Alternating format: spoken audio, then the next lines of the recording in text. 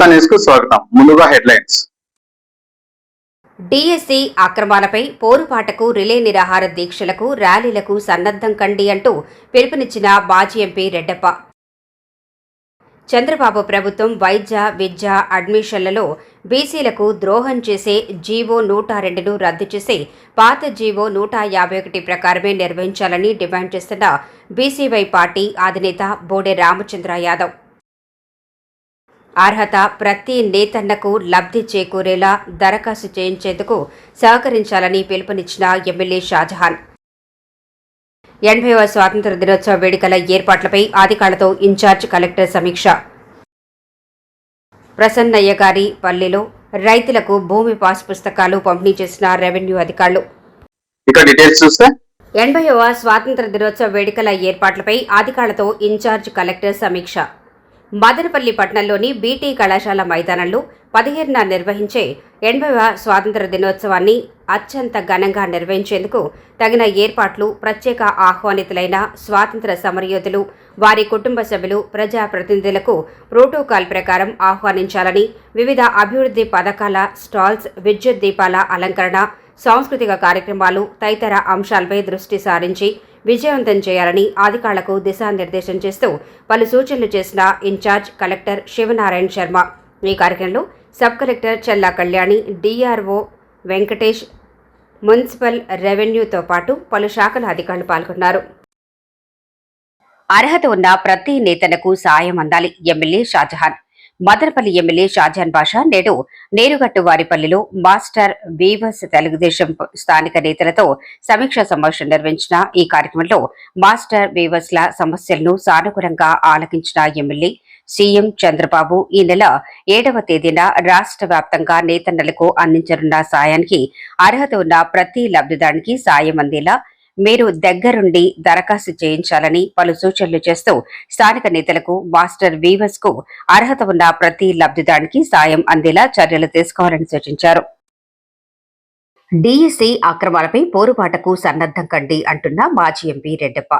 DSC ఉద్యోగ నియామకాల్లో అక్రమాలపై దీర్ఘ పోరుబాటకు వైఎస్ఆర్సీపీ కేంద్ర కార్యవర్గం పిలుపు మేరకు పొంగనూరు పట్టణం ఓ ఫంక్షన్ హాల్లో పొంగనూరు వేట్ నాయకత్వం సన్నద్ధ నియోజకవర్గంలోని పార్టీ క్యాడర్ కార్యకర్తల సమావేశంలో ఆగస్టు 7వ తేదీ నుండి డిఎస్సి అక్రమ నియామకాలపై రిలే నిరాహార దీక్షలు చేపట్టనున్నట్లు 10వ తేదీన పెద్ద ఎత్తున పట్టణంలో ర్యాలీకి మాజీ మంత్రివర్యులు పెద్దిరెడ్డి విచ్చేయనున్నట్లు వెల్లడిస్తూ కార్యకర్తలకు దిశానిర్దేశం చేసిన మాజీ ఎంపీ రెడ్డప్ప.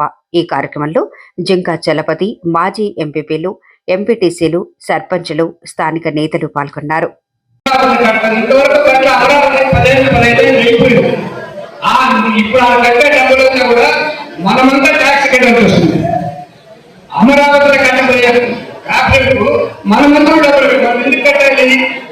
ఎక్కడ ఏ కూడా క్యాపిటల్ పెట్టుకుని జరుగుతుంది కాబట్టి రాయలసీమను నిర్వీర్యం చేశాడు.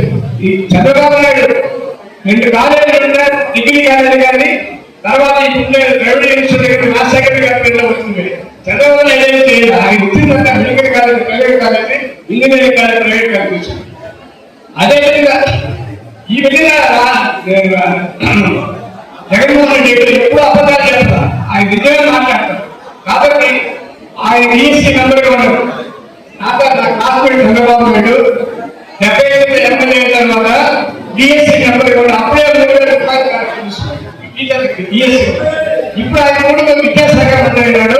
కంప్లీట్గా డిఎస్సీ ఇలాంటి అన్యాయాలు జరగకూడదనేసి దీనికి మనమందరూ కూడా గ్రామీణ ప్రాంతానికి చాలా మంది ఉన్నారు కాబట్టి దయచేసి మీరంతా ఇళ్ళకి వెళ్ళి చంద్రబాబు నాయుడు ఏ విధంగా అన్యాయం చేస్తున్న ఈ అన్యాయం తెలియజేసి తిరిగి ఈ డిఎస్సీ క్యాన్సిల్ చేసి తిరిగి మళ్ళీ డిఎస్సీ పెట్టాలనేసి అంతవరకు వైఎస్ఆర్సీపీ పార్టీ జగన్మోహన్ రెడ్డి ఆదేశాల ప్రకారం, మన వెంకటరెడ్డి రామనాయుడు గారి ఆదేశాల ప్రకారం మేము నిరాహారించేదానికి సిద్ధంగా ఉన్నాము. అందులో మార్పు రావాలి. ఈ ప్రభుత్వాన్ని లేకపోతే కూటమి ప్రభుత్వం కూడా అందరికీ అన్యాయం జరుగుతుందని ఎవరికి న్యాయం జరగడం లేదు. కాబట్టి మనం దయచేసి మరొకసారి మీరందరూ ఆలోచించి జగన్మోహన్ రెడ్డి గారి నాయకత్వాన్ని బలపరచాలనేసి, వైఎస్ఆర్సీపీ పార్టీని బలపరచాలనేసి మీరందరూ కూడా చాలా మంది ఉన్నారు. ఎవరికి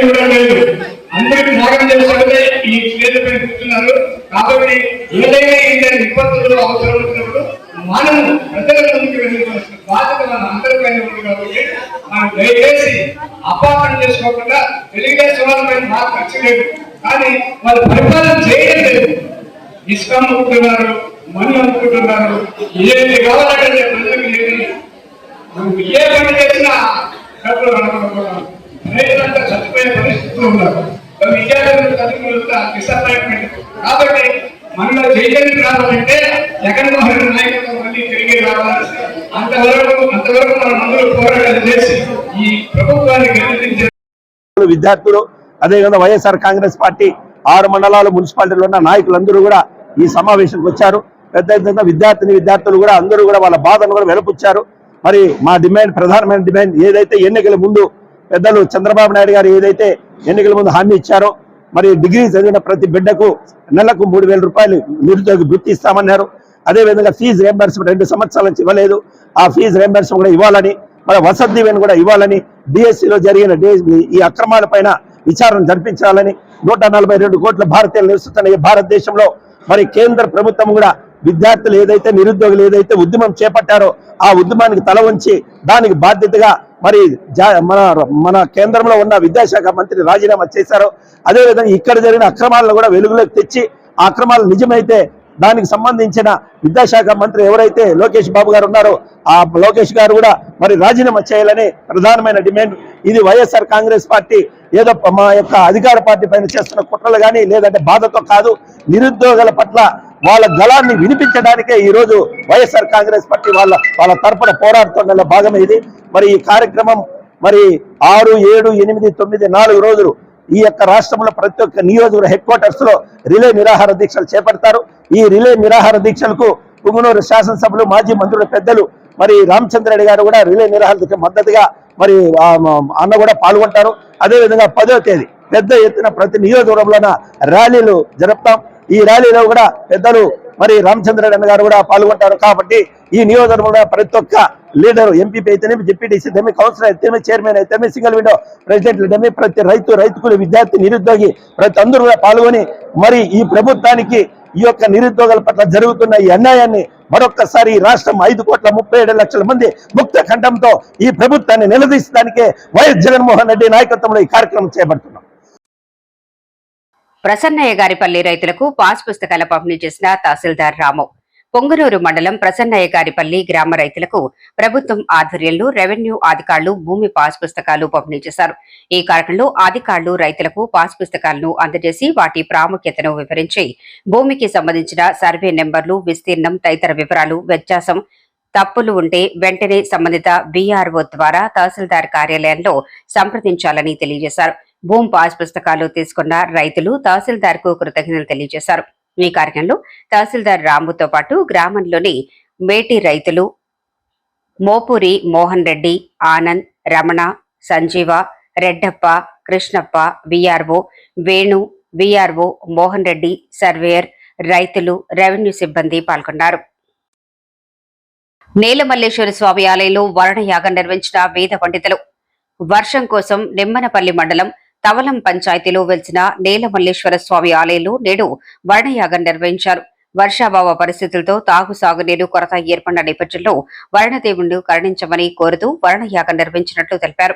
వరుణదేవుడు కనికరం చూపాలని, చెరువులు కుంటలు నిండి పంటలు సకాలంలో బాగా పండాలని సంకల్పంతో తలపెట్టిన వరుణయాగం సోమవారం మండలంలోని అటవీ ప్రాంతంలో వెలిసిన శ్రీ నేలమల్లేశ్వర స్వామి ఆలయంలో దేవాదాయ శాఖ ఉన్నతాధికారులు హోమాలు, శతకటాభిషేకం ఘనంగా నిర్వహించారు. లోక కళ్యాణార్థం ప్రజలు సుభిక్షంగా ఉండాలన్నారు. ఈ కార్యక్రమంలో ఈవో మంజుల, అర్చకులు శంకరస్వామి, లక్ష్మణస్వామి, శివస్వామి, పెద్దలు చంద్రారెడ్డి, భక్తాదులు, గ్రామస్తులు తదితరులు పాల్గొన్నారు.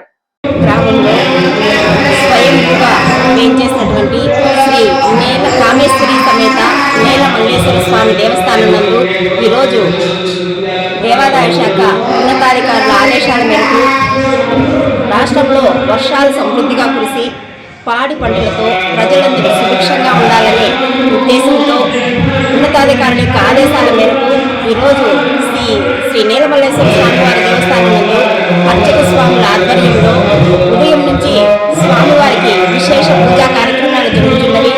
ఉదయాన్నే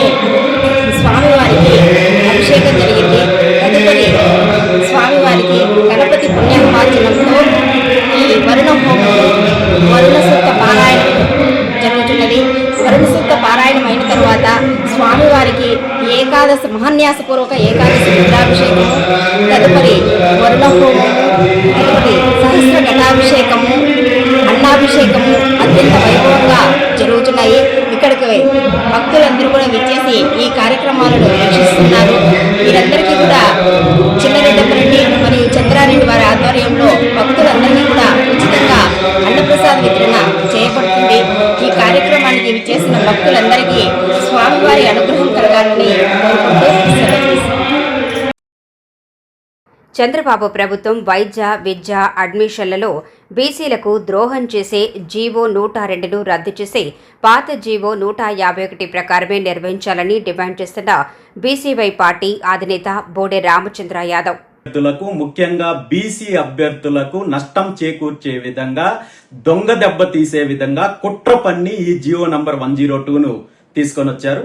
గతంలో 2019లో మాన్యువల్ అడ్మిషన్స్ నుండి ఆన్లైన్ అడ్మిషన్స్ మార్చినప్పుడు ఈ ఆన్లైన్ అడ్మిషన్స్ ద్వారా ఆప్షన్స్ చూజ్ చేసుకునే ప్రక్రియలో రిజర్వేషనల్ క్యాండిడేట్స్ కి నష్టం జరుగుతోందని కొంతమంది కోర్టుకు వెళితే హైకోర్టు కూడా ఈ విధానంలో రిజర్వేషన్ అభ్యర్థులకు నష్టం జరుగుతుందని చెప్పి దీని మీద ఒక నివేదిక తయారు చేయాలని చెప్పి 6 మంది సభ్యులతో కూడిన ఒక ఎక్స్పర్ట్ కమిటీని నియమించడం జరిగింది. ఇందులో 2 సీనియర్ ఐఏఎస్ ఆఫీసర్లు, 2 senior academicians, 2 senior high court advocates తో కూడిన ఒక ఎక్స్పర్ట్ కమిటీని నియమించి ఆ కమిటీ ఇచ్చిన నివేదిక ప్రకారము 2020లో ప్రభుత్వము జీవో నంబర్ 151ను విడుదల చేసి గత 6 సంవత్సరాల నుండి ఈ జీవో నంబర్ 150 ద్వారా అడ్మిషన్స్ జరుగుతున్నాయి.